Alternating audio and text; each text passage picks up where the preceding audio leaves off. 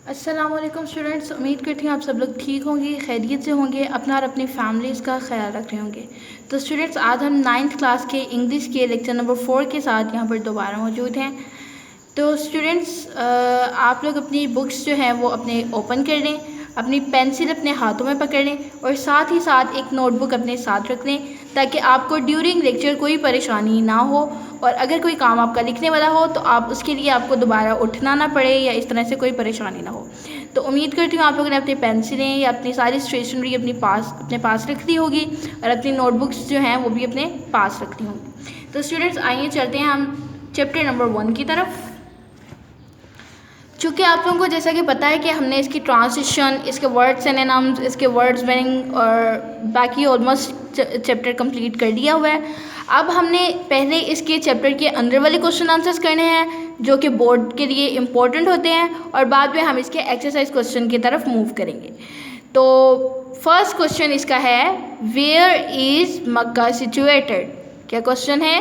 Where is Mecca situated. इसका answer है, यहाँ पर भी और तो आपको मिल जाएगा लेकिन उसमें थोड़ी सी चेंजिंग करनी पड़ेगी, तो इसीलिए आपको अपनी कॉपीज़ पे जो है वो साथ लिख लेना चाहिए ताकि आपको कोई डिफ़िकल्टी ना हो। तो ये देखें, Mecca is 50 miles away from Red Sea. ठीक है, Mecca is 50 miles away from Red Sea. Red Sea कहते हैं बहीरा अरब को, अवे कहते हैं दूर, 50 मील के फासले पर है बहीरा अरब से मक्का। ठीक है स्टूडेंट्स, नेक्स्ट क्वेश्चन नंबर 2 की तरफ आ जाएं। What type of competition held at Okaz.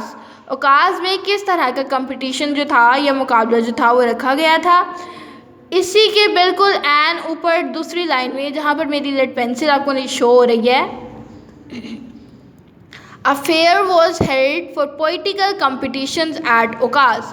एक मेला जो था वो शायरी मुकाबले के लिए ओकाज में मुनक्किद किया गया था। दोबारा से, a fair was held for poetical competitions at Okaz. एक मेला जो था वो शायरी मुकाबले के लिए ओकाज में मुनक्किद किया गया था। ठीक है स्टूडेंट्स, नेक्स्ट पेज पे मूव करते हैं। क्वेश्चन नंबर 3 हमारा, what was the mission of the रसूल सल्लल्लाहु अलैहि वसल्लम। रसूल पाक सल्लल्लाहु अलैहि वसल्लम का मिशन या उनका मकसद क्या था। उनका क्या मकसद था हमने ड्यूरिंग ट्रांसलेशन पढ़ा है ना, इसी क्वेश्चन के बिल्कुल एना पर जहाँ पर मार्क हुआ है, his mission was to destroy the negatives of superstition, ignorance and disbelief and set up a noble conception of life and led mankind to the light of faith and divine bliss.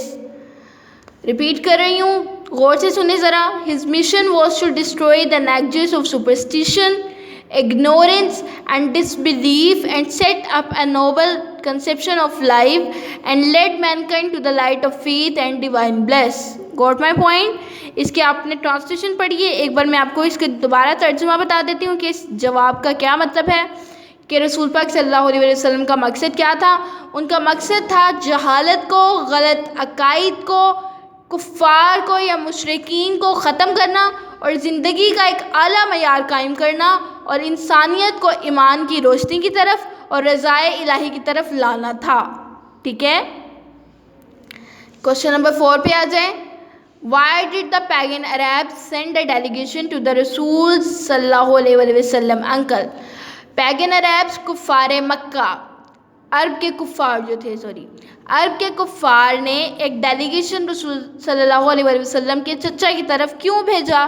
Delegation क्या होता है students? Delegation कहते हैं वफ़द को, और वफ़द क्या होता है? वफ़द होता है चंद लोगों का ग्रुप, एक गिरोह की शक्ल में लोगों का झुरबट। ठीक है, उनको हम डेलीगेशन कहते हैं। अब क्वेश्चन ये है, अरब के जो कुफ़ार थे उन्होंने डेलीगेशन आप सल्लल्लाहु अलैहि वसल्लम के चचा की तरफ क्यों भेजा था।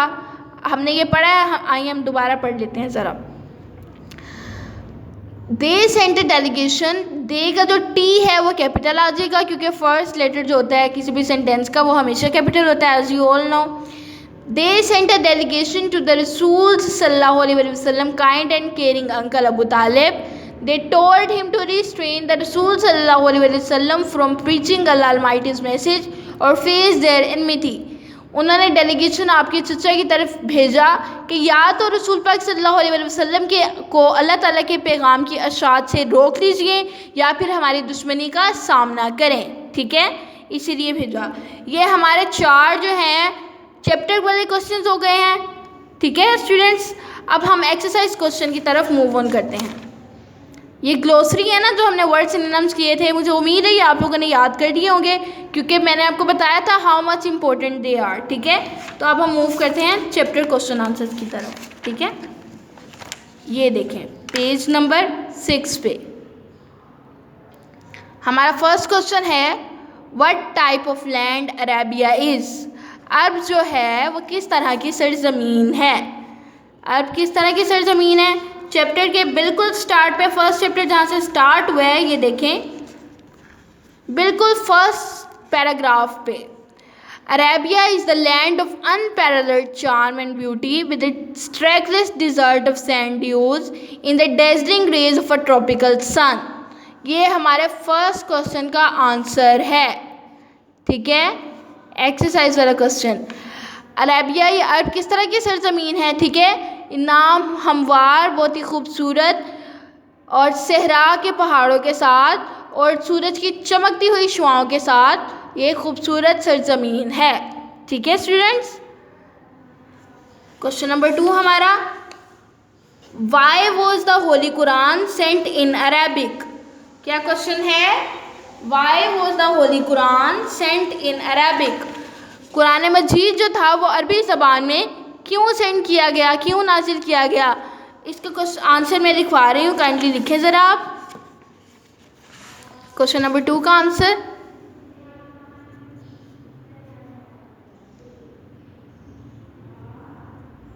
Arabic is the language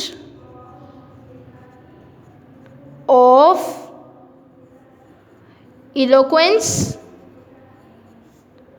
so the Holy Quran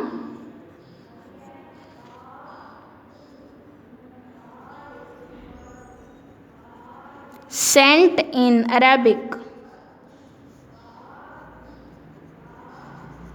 चूँकि जो अरबी ज़बान है वो बहुत ही फसीह बलीग यानी फसाहत वाली ज़बान है, इसीलिए जो कुरान मजीद था वो भी अरबी ज़बान में भेजा गया या नाजिल किया गया, ठीक है स्टूडेंट्स।